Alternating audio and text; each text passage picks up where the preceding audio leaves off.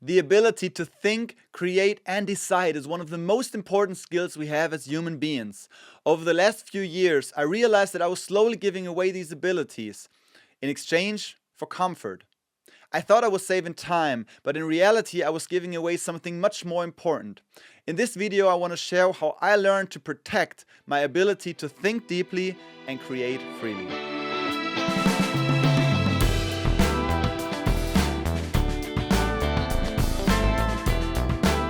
Hey everyone, Mark here. In this episode of Mindset of a Musician, I want to talk about AI.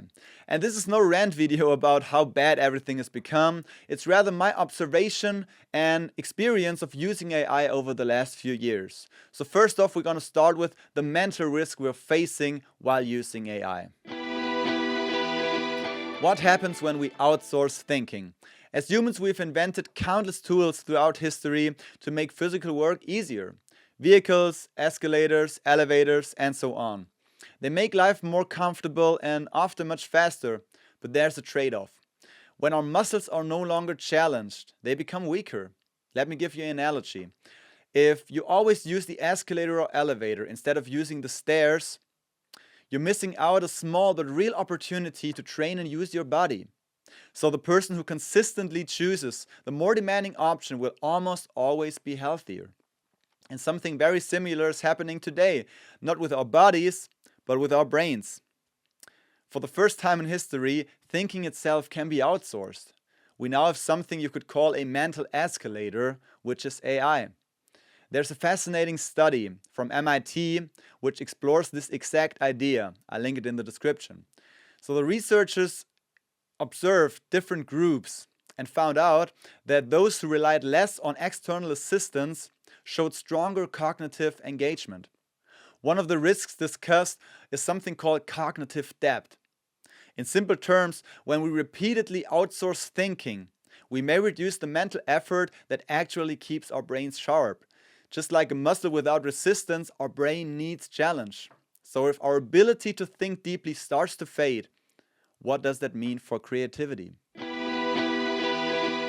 Don't waste your creativity. We all know that AI-generated music exists, where the human part can be completely removed from writing the song to playing the instruments and even singing.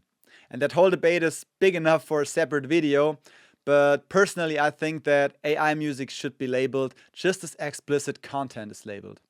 And I've never written a song using AI, but I can understand that it can be tempting to use it, especially when you're facing writer's block.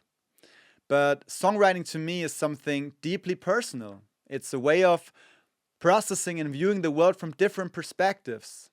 It's a way of translating my emotions into something meaningful, an unfiltered outlet. So why would I ever want to give that away? For convenience? For saving time? Maybe. But what would be the real price? To me, the price would be losing a part of my identity as a songwriter. Gradually unlearning my own creativity, missing the chance to tell stories rooted in my own experiences.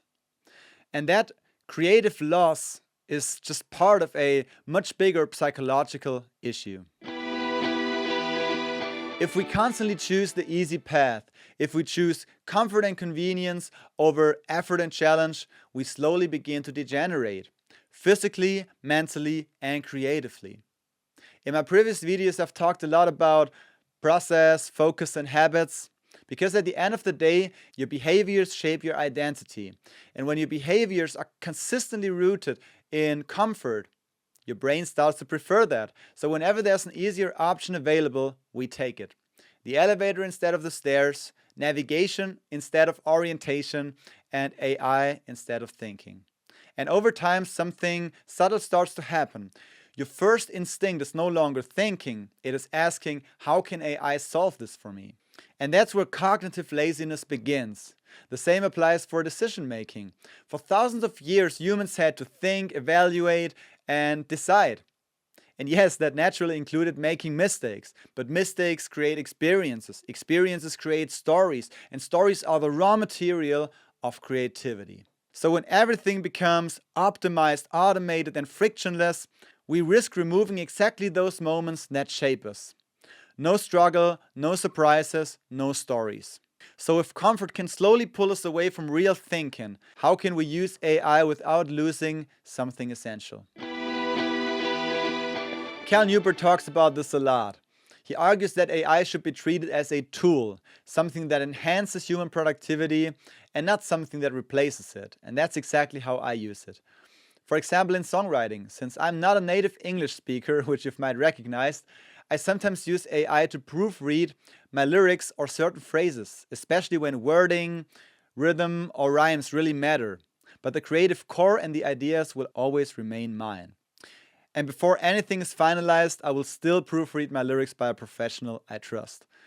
And the same goes for any type of creative work, whether it's writing songs, scripts, ideas, whatever. The essential part is sitting down, doing the hard thinking, and getting the ideas out of your head and into the real world. And ultimately, it comes down to one simple distinction: efficiency versus dependency. Before using AI, I try to ask myself, is this enhancing my thinking or replacing it? And that simple question can change how you interact with technology. And AI is an incredible invention with enormous benefits, but we should be careful to not trade in our cognitive strength for convenience. Because in the long run, slowing down, thinking deeply, and engaging your own mind will always make you more capable, more creative, and more independent. So I hope this video gave you a new perspective on how to use AI.